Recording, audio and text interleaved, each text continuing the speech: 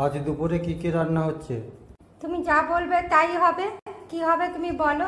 আছে এই যে সিলভার কাপ মাছ।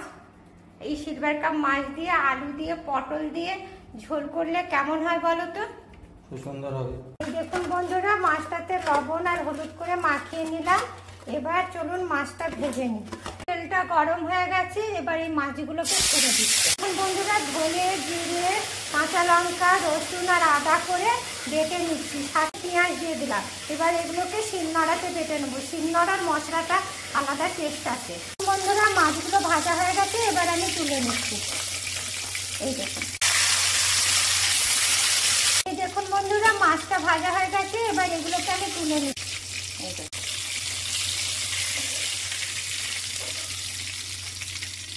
এবার এই মাছ ভাজার তেলের মধ্যে আমি পটল আর আলু করে ছেড়ে দিচ্ছি। এই দেখুন, দেখুন একটু লবণ দিয়ে দিলাম, এখানে হলুদ দিয়ে দিলাম।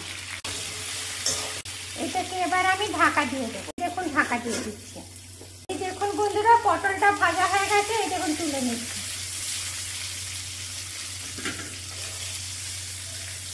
দেখেছেন কি সুন্দর পটলটা ভাজা হয়ে গেছে। আপনারাও ঠিক এইভাবে পটল আর আলু করে ভেজে নেবেন।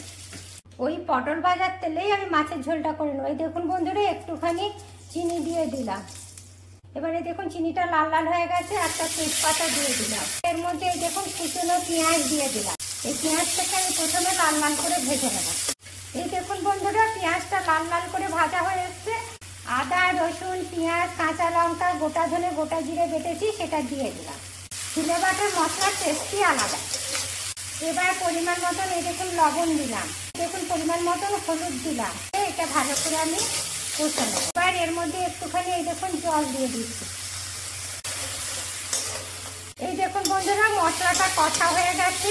এবার এর মধ্যে এই পটল আর আলু ভাজাটা দিয়ে দিলাম, দিয়ে দিচ্ছি। এই দেখুন মশলা দিয়ে পটল আলু কষা হয়ে গেছে, এবার জল দিয়ে দিচ্ছি। এটাকে আমি সিদ্ধ হওয়ার জন্য একটু ঢাকা দিয়ে দেবো, এমনিতেই হাফ সিদ্ধ হয়ে গেছে। এই দেখুন পটল আলু মাছের ঝোলটা হয়ে গেছে। এবার আমি এর মধ্যে এই দেখুন মাছগুলোকে ছেড়ে দিলাম, তাওয়া ঘি দিয়ে দিচ্ছি। মাছের ঝোলটা হয়ে গেছে, এটাকে আমি এবার ঢাকা দিয়ে দিচ্ছি।